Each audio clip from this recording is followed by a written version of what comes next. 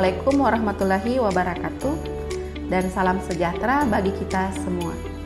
Perkenalkan, saya Andi Sri Astika Wahyuni, dosen program studi pendidikan fisika, jurusan fisika, Fakultas Matematika dan Ilmu Pengetahuan Alam, Universitas Negeri Makassar. Pada kesempatan kali ini, saya akan menyampaikan deskripsi singkat tentang mata kuliah yang saya ampuh selama mengajar di jurusan fisika. Salah satu mata kuliah yang saya ampuh adalah mata kuliah Fisika Dasar 2. Mata kuliah Fisika Dasar 2 ini merupakan kelanjutan dari mata kuliah Fisika Dasar 1 yang menjadi dasar dalam pembelajaran fisika di jurusan fisika untuk lanjut ke materi yang lainnya di semester berikutnya, seperti mekanika fluida dan juga mata kuliah termodinamika. Mata kuliah Fisika Dasar 2 ini terdiri atas 3 SKS yang full teori dan ditambah 1 SKS untuk praktikumnya. Mata kuliah Fisika Dasar ini membekalkan kompetensi untuk memahami konsep-konsep fisika yang akan digunakan pada terapannya dan juga pada praktik pembelajaran. Adapun topik-topik yang akan dibahas pada perkuliahan Fisika Dasar 2 ini, yang pertama adalah tentang suhu dan kalor, yang kedua adalah tentang dinamika rotasi, yang ketiga tentang hukum termodinamika, yang keempat tentang teori kinetik gas, yang kelima tentang elektrostatika, yang keenam kemagnetan, yang ketujuh elektrodinamika, dan yang terakhir adalah rangkaian arus bolak-balik. Adapun capaian pembelajaran lulusan yang dibebankan pada mata kuliah Fisika Dasar 2 ini ada 6. Yang pertama, mahasiswa mampu menjelaskan definisi suhu dan kalor. Yang kedua, mahasiswa mampu mendeskripsikan tentang dinamika rotasi dan mempresentasikannya. Yang ketiga, mahasiswa mampu mendeskripsikan teori kinetik gas dan mempresentasikannya. Yang keempat, mahasiswa mampu menggunakan persamaan hukum termodinamika dan mempresentasikannya. Selanjutnya yang kelima, mahasiswa mampu menggunakan persamaan elektrostatika, elektrodinamika, dan kemagnetan dan mempresentasikannya. Dan yang terakhir adalah mahasiswa mampu menerapkan dan menganalisis rangkaian arus bolak-balik dalam kehidupan sehari-hari. Pada pelaksanaan perkuliahan Fisika Dasar 2 ini mengikuti aturan Rektor Universitas Negeri Makassar dengan pelaksanaan 70% luring dan 30% daring. Untuk mendukung pelaksanaan pembelajaran luring maupun daring, Universitas Negeri Makassar menyiapkan LMS, di mana dengan LMS ini dapat menunjang pelaksanaan pembelajaran baik secara luring maupun secara daring. LMS ini dapat digunakan secara daring, baik secara sinkronius maupun asinkronus. Sedangkan untuk perkuliahan yang dilaksanakan secara luring, mahasiswa dapat melakukan presensi secara mandiri dan juga mengumpulkan tugas-tugas yang telah diberikan oleh dosen pada LMS.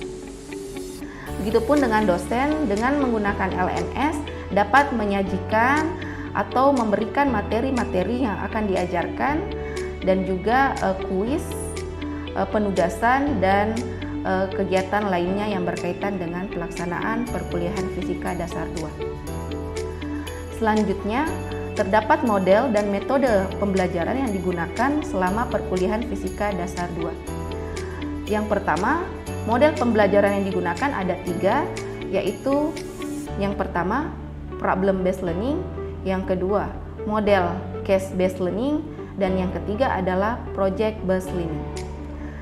Dengan metode pembelajaran bervariasi seperti metode ceramah, case method, metode diskusi, metode tanya jawab, dan metode presentasi.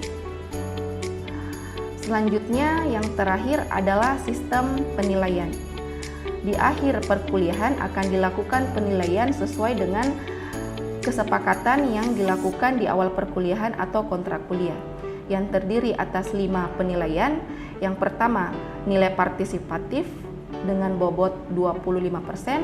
Yang kedua, penilaian proyek dengan bobot 25%. Dan yang ketiga, penilaian tugas dengan bobot sebesar 10% dan kuis dengan bobot sebesar 10%. Selanjutnya, terdapat penilaian untuk ujian tengah semester dengan bobot sebesar 15% dan yang terakhir penilaian ujian akhir semester dengan bobot 15%. Demikianlah penjelasan singkat tentang mata kuliah yang saya ampu. Selanjutnya saya akan menayangkan video pembelajaran yang saya lakukan selama proses perkuliahan Fisika Dasar 2. Terima kasih. Wassalamualaikum warahmatullahi wabarakatuh dan selamat menyaksikan. Baik, kita mulai perkuliahan kita hari ini. Bismillahirrahmanirrahim. Assalamualaikum warahmatullahi wabarakatuh. Waalaikumsalam warahmatullahi wabarakatuh. Dan selamat pagi. Pagi, Bu. Bagaimana kabarnya hari ini? Jadi semangat belajarnya ya. Oke, baik, kita akan memulai perkuliahan hari ini. Tapi sebelumnya sebagai umat beragama kita berdoa dulu sebelum memulai pembelajaran. Doa dimulai. Doa selesai. Baik, selanjutnya silahkan kalian mengisi dulu presensinya yang sudah ada di Syam Oke. Oke, baik, sudah. Sekarang kita akan memulai materi hari ini. Tapi sebelumnya, kalian masih ingat materi minggu lalu? Oke, materi apa tentang? Suhu ya. Suhu dan konversi satuannya. Ada yang masih ingat apa itu suhu? Ya, Aulia, silakan. Suhu merupakan suatu ukuran atau derajat panas atau dinginnya suatu benda atau sistem. Nah, suhu ini didefinisikan sebagai suatu besaran fisika yang dimiliki bersama antara dua buah benda atau sistem yang berada pada keseimbangan termal. Hari ini kita akan membahas tentang kalor, karena ternyata ketika benda mengalami perubahan suhu, maka diperlukan kalor. Sebelum masuk di materi, saya sampaikan dulu tujuan perkuliahan kita hari ini. Ada 3 ya. Yang pertama adalah ketepatan dalam menjelaskan konsep pemuaian zat, baik pada zat padat, zat cair, dan gas. Kemudian yang kedua, ketepatan dalam menjelaskan proses perpindahan kalor, baik secara konduksi, konveksi, dan radiasi. Dan yang terakhir adalah ketepatan dalam menganalisis pengaruh kalor terhadap perubahan suhu dan perubahan wujud zat. Baik, kita masuk ke materi ya. Yang pertama, ketika suatu benda diberikan kalor ya, maka akan mengalami perubahan wujud tadi ya. Misalnya yang pertama yang kita tinjau adalah benda dalam satu dimensi. Misalnya ada besi dengan panjang tertentu yang bisa kalian lihat di gambar. Kita misalkan panjang besinya adalah L0 atau panjang mula-mula. Nah, ketika kita panaskan, kita berikan kalor, maka akan mengalami perubahan ya. Apanya yang berubah? Bendanya besinya akan menjadi bertambah panjang. Sehingga dituliskanlah gambar garis putus-putus ya, yang seolah-olah terjadi pemuaian ya, dan akan temukan panjang akhir ya, sebelum dan setelah diberikan kalor. Oke. Kemudian ada yang namanya karakteristik bahan ya. Misalnya beda ketika saya memanaskan kayu dengan besi, beda kalau saya bakar tisu dengan kayu.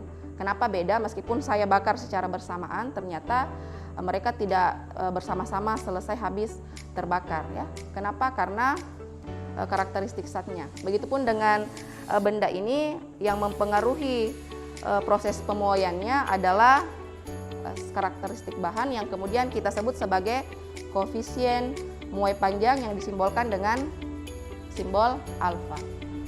Sehingga secara matematis kita dapat memperoleh pertambahan panjangnya atau perubahan panjang dari sebelum dan setelah dipanaskan, yaitu koefisien muai panjang Zat dikalikan dengan panjang mula-mulanya, kemudian dikalikan dengan perubahan suhunya. Ada beberapa bahan yang sudah diketahui koefisien muainya ya. Kalian boleh lihat di tabel sebelahnya. Lanjut, selain dalam dimensi panjang, satu dimensi, kita juga bisa melihat bagaimana suatu bahan ketika ditinjau dalam dua dimensi, yaitu luas ya. Berarti anggaplah tadi kan panjang besi. Sekarang yang kita tinjau adalah plat ya. Suatu plat berbentuk persegi ya, atau segi 4. Artinya ada dua dimensi di situ, yaitu dimensi panjang dan lebar. Kalau begitu, ada juga karakteristik bahan yang mempengaruhi bagaimana benda ini memuai. Berarti sama ya. Yang membedakan tadinya adalah satu dimensi, untuk pemuaian luas disebut dengan koefisien muai luasan atau disimbolkan dengan beta. Beta itu sebetulnya sama saja dengan 2 kali alfa karena ada besaran panjangnya dan besaran lebarnya ya. Sama rumusnya. Jadi untuk melihat perubahan luasannya ketika dipanaskan adalah kita kalikan koefisien muai luasannya dengan luas mula-mulanya, kemudian dikalikan dengan delta T. Begitupun dengan volume ya yang di sampingnya. Volume berarti ada di 3 dimensi dalam bentuk bangun ruang. Jadi berbicara volume berarti ada panjang, lebar, dan tinggi. Sama saja persamaannya untuk melihat perubahan volume yang terjadi setelah dipanaskan adalah kita kalikan koefisien muai volumenya dengan volume mula-mula dan perubahan suhu. Karena ini 3 dimensi berarti gamma ya, gamma atau koefisien muai volume itu sama dengan 3 kali koefisien muai panjang. Oke, jelas? Oke, baik. Sekarang kita coba lihat kasusnya. Misalnya ada kasus sebuah batang tembaga memiliki panjang 10 meter pada suhu mula-mula T0 ya, atau kita anggap belum dipanaskan. Kemudian setelah batang tembaga tersebut dipanaskan hingga T derajat Celcius, di mana T ini adalah T0 ditambah 100, sehingga panjangnya berubah menjadi 10,017 meter. Pertanyaannya, berapakah koefisien muai panjang batang tembaga tersebut? Baik, siapa yang bersedia mengerjakan di papan? Silakan. Saya dulu. Oke, Lulu dulu ya. Silakan Lulu. Jadi kasus yang lain nanti bisa saja yang diminta untuk ditentukan atau yang mau dicari adalah besaran lain, bukan koefisien muai panjang. Bisa saja yang ditanyakan adalah kasus berapa pertambahan panjangnya atau berapa kenaikan atau berapa perubahan suhunya. Sehingga untuk menyelesaikan kasus yang diberikan silahkan persamaannya diubah-ubah sesuai dengan keperluannya ya. Tadi apa rumusnya? Delta L sama dengan alfa dikali L0 dikali delta T. Nah, baik, sebelum kita lanjut, ada sampai sini ada yang mau ditanyakan? Silahkan. Oke, baik. Akbar dulu ya, silakan Akbar. Kan yang dikerjakan tadi oleh Lulu di atas kan itu dari Celsius ke Kelvin Bu. Tapi saya lihat itu tidak konstannya tidak ditambahkan, delta T-nya tidak ditambahkan 273 Bu. Padahal kan seharusnya kalau dari Celsius ke Kelvin itu Bu ditambahkan yang 273. Bagus pertanyaannya Akbar ya. Ini berkaitan dengan definisi kapasitas kalor. Ya. Jadi kapasitas kalor, ini kan ceritanya ada kalor yang dilepas ya, dan ada yang menerima. Nah, sehingga definisinya adalah besarnya atau banyaknya kalor yang dibutuhkan untuk menaikkan suhu suatu benda sebesar 1 derajat Celcius atau 1 Kelvin. Jadi memang sudah dinyatakan bahwa perubahan suhu itu disamakan 1 derajat Celcius dan 1 Kelvin. Sehingga kalau delta T itu langsung saja diubah ke Kelvin, tetapi satuannya tidak ditambahkan 273.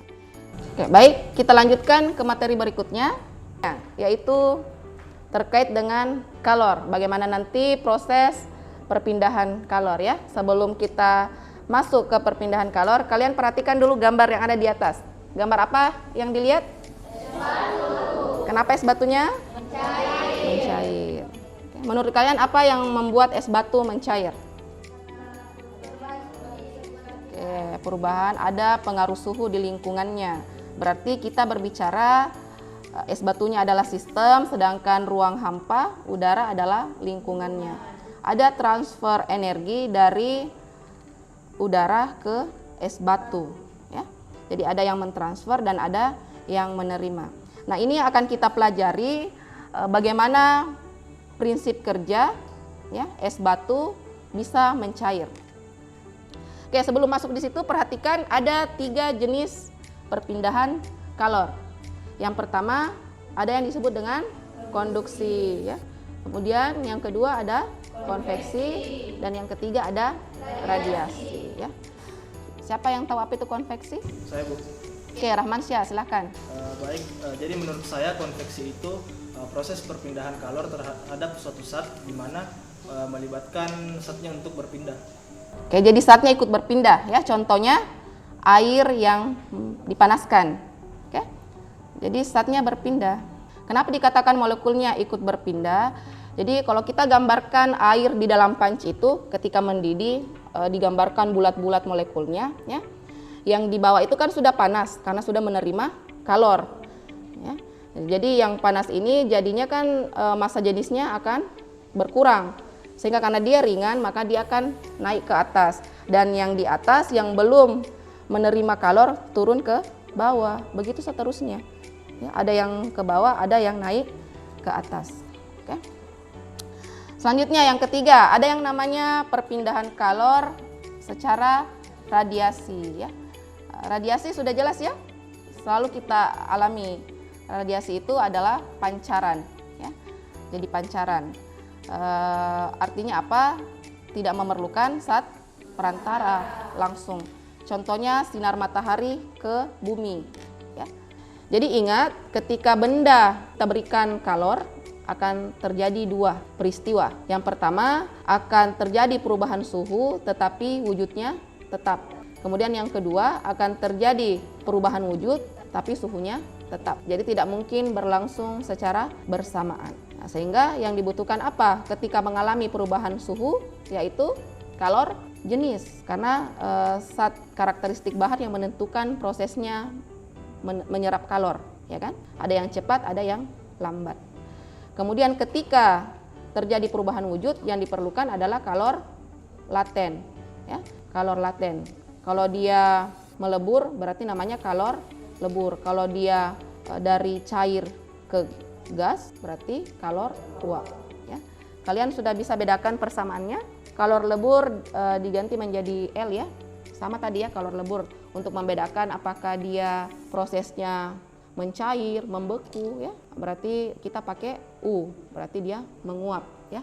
Kemudian kalian harus perhatikan satuannya. Ingat ketika disajikan satu kasus, perhatikan satuannya. Apakah kalian harus menggunakan standar internasional atau satuan CGS? Jadi boleh dua-duanya tetapi harus seragam, harus konsisten. Kalau suhunya pakai satuan internasional maka besaran lainnya harus satuan internasional, ya. Nanti tergantung kasusnya yang mana lebih dominan digunakan, sehingga kita tidak terlalu banyak melakukan konversi satuan. Oke, misalnya kasus tadi es batu, ya. Kalau kita plot dalam sebuah grafik, karena memang kita harus analisis, tidak bisa langsung dihitung. Karena nanti jika ditanya berapa jumlah kalor yang digunakan untuk mencairkan es batu yang suhunya minus 40 sampai 120, harus dianalisis satu-satu proses apa yang terjadi, ya. Kalau misalnya kasus es batu tadi kita plot dalam suatu grafik, gambarnya seperti di atas. Jadi es batu itu mula-mula suhunya minus 40 derajat Celcius. Sebelum dia berubah wujud jadi air, dia akan naikkan dulu suhunya. Kalau kita lepas es batu di atas meja, ada suhu udara, ya, yang melepas kalor dan dia terima. Sehingga nanti akan jadi 0 derajat Celcius. Setelah dia mencapai titik 0 derajat, titik lebur, maka dia akan berubah wujud. Jadilah wujudnya air. Makanya grafiknya datar karena tidak terjadi kenaikan suhu. Sehingga dari perubahan minus 40 ke 0 yang terjadi adalah perubahan suhu, belum terjadi perubahan wujud. Sehingga persamaan yang kita gunakan adalah kalor jenis. Menghitung kalor kaitannya dengan kalor jenis, karena yang dibutuhkan adalah kalor jenis. Oke. Persamaannya kita simbolkan dengan indeks 1, karena nanti akan banyak kalor yang kita hitung. Berarti Q1 sama dengan M kali C kali delta T. C C-nya apa di situ? Kalor jenis apa? Zat apa? Es batu ya. Kalor jenis es batu karena di situ masih wujudnya es batu. Nah, setelah itu terjadi perubahan wujud menjadi air, itulah Q2. Rumusnya adalah massa dikali dengan kalor leburnya ya. Nah, setelah itu dipanaskan terus ya, dilepas terus ya. Berarti selalu ada kalor yang diserap ya. Sehingga akan naik suhunya menjadi 100 derajat Celcius ya. Berarti kita pakai lagi kalor jenis. Berarti Q3 MC kali delta T. C-nya apa di situ? Kalor jenisnya zat apa? Air, betul ya. Tadi kalor jenis es batu, sekarang kalor jenis air karena sudah berubah wujudnya jadi air. Setelah itu dipanaskan terus ya, dipanaskan terus atau dibiarkan terus dengan mendapatkan kalor yang lebih banyak lagi akan naik suhunya terus ya. Itulah terjadi Q5. Berarti yang diperlukan adalah kalor jenis. Berarti gambarnya kalor jenis, kalor lebur, kalor jenis, kalor lebur, kalor jenis. Jelas ya? Begitu proses mencairnya es batu ya. Makanya kalau tidak begitu kalian akan kaget pas keluar dari freezer. Kalau bersamaan ya, kaget ya. Belum diminum sirupnya sudah jadi air. Oke? Jelas? Oke, sekarang kita lihat kasusnya. Bisa dilihat? Bisa. Nah, ini besar ya. Besar nilainya. Perhatikan kasusnya. Hitunglah berapa joule kalor yang diperlukan untuk mengubah 100 gram es ya. 100 gram es bersuhu minus 5 derajat Celcius menjadi uap bersuhu 110 derajat Celcius ya. Jika diketahui bahwa kalor jenis es, air, dan uap berturut-turut 2100 joule per kilogram derajat Celcius ya, kemudian 4200 joule per kilogram derajat Celcius dan 2250 joule per kilogram derajat Celcius. Dengan kalor lebur sebesar untuk es ya. Kalor lebur es sebesar berapa ini?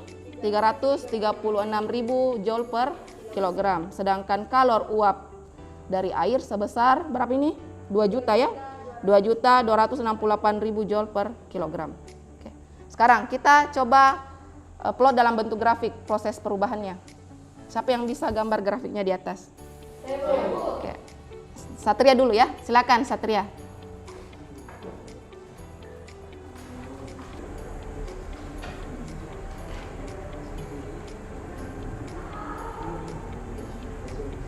Baik, bagaimana grafik yang digambarkan oleh Satria sudah benar? Oke. Jadi ada berapa kalor di sini? 5 ya?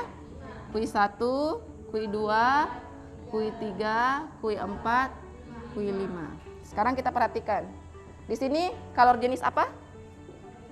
Es. Kemudian di sini kalor jenis air. Kemudian di sini kalor jenis uap. Oke. Oke, baik. Sekarang kita akan hitung satu-satu nilai Q-nya. Kita mulai dengan Q1. M kali CS dikali delta T. Berapa M-nya? 0,1 kali joule per derajat Celcius dikali 5. Kita harus konsisten ya, kalau tulis fisika itu yang mencirikan adalah satuannya. Yang membedakan kita dengan jurusan matematika. Hasilnya berapa ini? Kalau dihitung? 1050 joule. Oke, hasilnya 42.000 joule. 2.268.000 joule per kilogram. Hasilnya adalah 202 68, begitu ya. Sehingga kita tentukan kui totalnya adalah kui 1 ditambah kui 2 ditambah kui 3 ditambah kui 4 ditambah kui 5. Hasilnya adalah 1050 ditambah 33.600 ditambahkan dengan 42.000, kemudian dijumlahkan dengan 226.800 ditambah 2.250. Hasilnya adalah 305.700 joule. Begini ya. Baik, sekarang kita lanjutkan. Jadi kurang lebih seperti ini ya. Jika kalian menemukan kasus, kalian harus analisis satu-satu peristiwa yang terjadi. Untuk memudahkan, biasanya kita pakai grafik, bantuan grafik supaya kelihatan proses apa yang terjadi dari proses perubahan zat ya, satu ke zat lainnya. Baik, itu ya. Karena kita sudah di materi terakhir, kita akan lakukan evaluasi ya atau asesmen. Tadi kita banyak berbicara tentang air ya, yang menjadi objek pengamatan kita adalah air. Sekarang bagaimana kalau kasusnya adalah besi ya? Coba kalian lihat kasus untuk latihan, satu orang nanti ke atas berikan solusinya ya, penyelesaian kasusnya. Misalkan latihannya begini, tentukan berapa banyak kalor yang diperlukan untuk melebur 1 kg besi yang mula-mula bersuhu 10 derajat Celcius jika diketahui titik lebur besi adalah 1300 derajat Celcius. Kemudian kalor jenis besi sebesar 4,6 kali 10 pangkat 2, itu pangkat 2 ya, pangkat 2 joule per kilogram derajat Celcius. Dan kalor lebur besi sebesar 30 kilokalori per kilogram. Silakan 5 menit. Kemudian naik ke atas untuk kerjakan. Baik, siapa yang bisa kerjakan di depan? Oke, Afni, silahkan.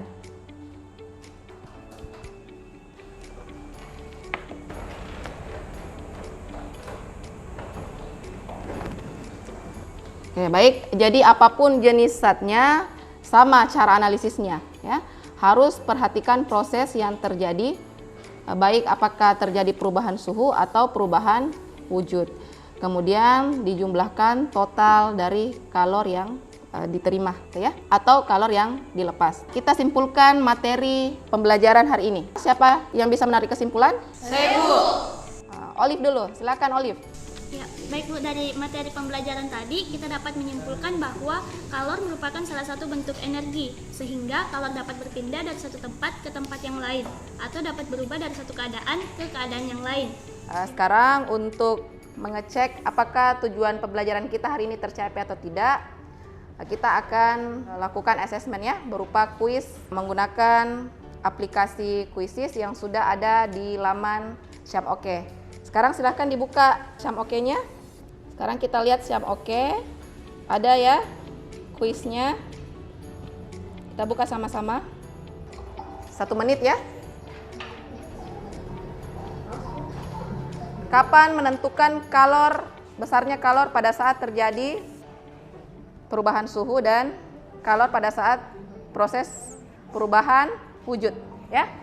Ini yang terakhir. Oke, ini hasilnya ya. Juara pertama Dodi Saputra. Wah, hebat ya Dodi. Hebat Dodi. Kemudian juara 2 Rahman Syah. Hebat.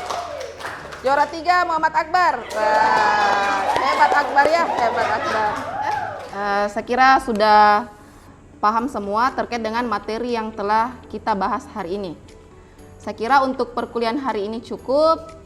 Terima kasih atas kehadiran dan partisipasinya. Saya akhiri dengan ucapan Assalamualaikum warahmatullahi wabarakatuh. Waalaikumsalam warahmatullahi wabarakatuh. Oke, sama-sama ya. Sampai ketemu minggu depan ya.